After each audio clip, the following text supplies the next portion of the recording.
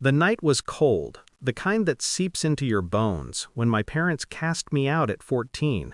It wasn't just the door slamming behind me, it was the crinkle of the black trash bag they shoved into my arms, stuffed with my clothes. To Lillian and Victor Whitlock, I wasn't their son, Caleb. I was waste, something to discard. I stood on the sidewalk, my breath fogging in the Alabama chill, the bag sagging like my future. Neighbors' curtains twitched, eyes peering, but no one stepped out.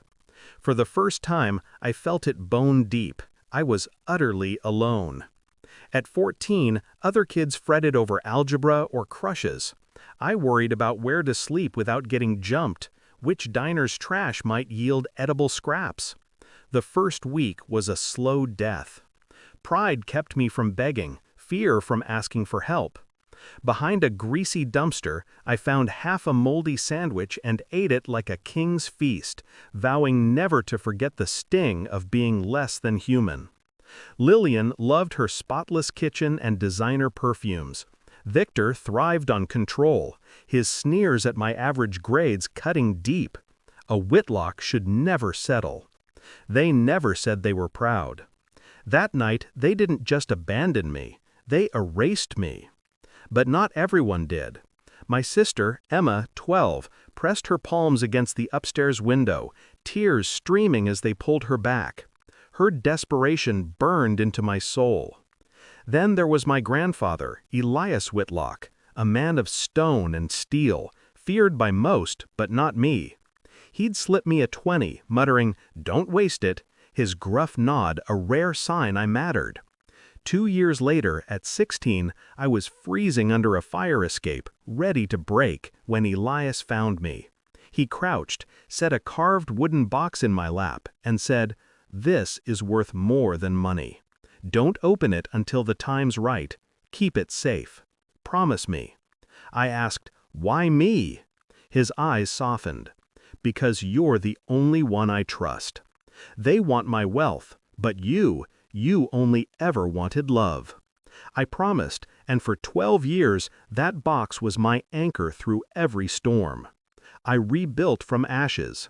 Gas station shifts, dishwashing, shoveling snow. I worked any job, lived in shelters, on benches, in cramped rooms. Hunger gnawed, but every paycheck was proof I didn't need Lillian or Victor to survive. The box stayed with me, unopened, a talisman of Elias's faith. I nearly pawned it in desperate moments, but his words held me back. Then came the call. Elias was gone. His funeral was at the Whitlock estate, the house that had exiled me. I arrived in a borrowed suit, too tight, in a car coughing smoke, feeling every eye on me.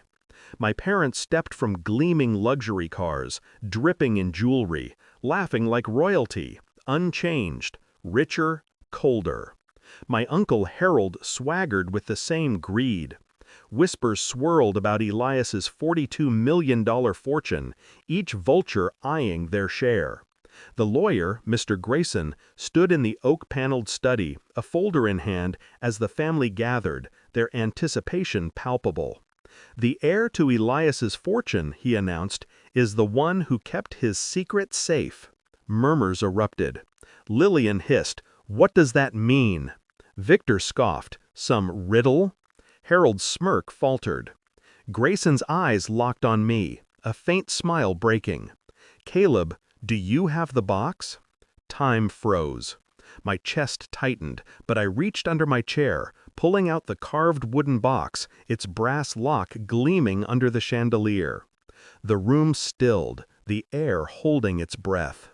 Victor lunged forward. "That proves nothing! He could have stolen it!" Grayson raised a hand, silencing him. "Elias entrusted this to Caleb alone." I set the box on the table, my hands trembling as Grayson produced a brass key. "Your grandfather said only you could open it." The lock clicked, the lid creaked open, revealing a leather-bound journal and a red wax-sealed envelope. Grayson lifted the journal, reading Elias's words. "I built this fortune from nothing, but wealth means nothing without character. My heir isn't the loudest, the greediest, or the most polished. It's the one who carried loyalty in silence, who bore a promise when no one cared. Every eye turned to me. Lillian's lips quivered, Victor's fists shook, Harold's face collapsed. Emma, my sister, now 24, looked at me with tears, pride breaking through her silence. Grayson opened the envelope, revealing the will, the estate, the fortune, all to me.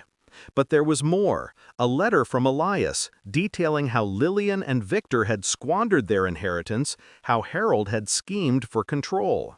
He'd watched them, seen their greed, and chosen me, the outcast, to carry his legacy. "You were never waste," he wrote. "You were my strength." The room erupted.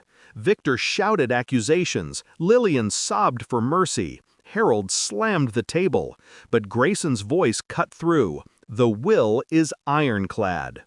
I stood, the boy they'd thrown away, now a man holding their future. I didn't gloat. I felt the weight of Elias's trust. The fortune wasn't the gift, it was the truth. I'd survived their betrayal, built myself without them.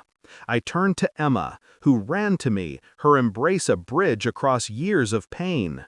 "I never stopped loving you," she whispered. "I used the fortune to build, not destroy.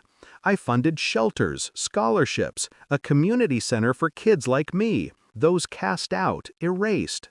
My parents faded into obscurity, their wealth and status meaningless without Elias's empire. Harold's schemes unraveled, his reputation tarnished. Emma became my partner, helping run the foundation, her laughter a reminder of the family we'd reclaimed. Sitting in my office, the box on my desk, I felt Elias's nod across time. I wasn't the afterthought, I was the promise kept, proof that survival is the loudest justice of all.